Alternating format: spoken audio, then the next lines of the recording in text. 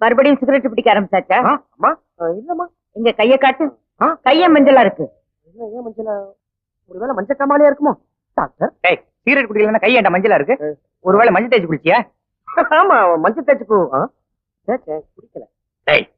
Cigarette பிடிக்கிறது தப்புன்னு அந்த பெட்டி மேலே போட்டிருக்காங்க.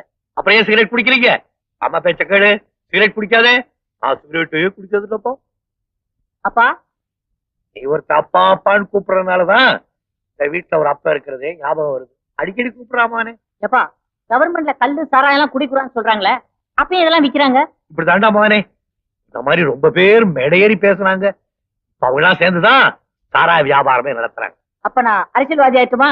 ஆயிடு. நம்ம வீட்டு திண்ணையிலே ஒரு சாராய கடை வச்சிடலாம். இதான் வரமுறையே கிடையாது. எந்த பையன் வேணாலும் எது வேணாலும் அது ஆயிடு. Good morning everybody. Good morning.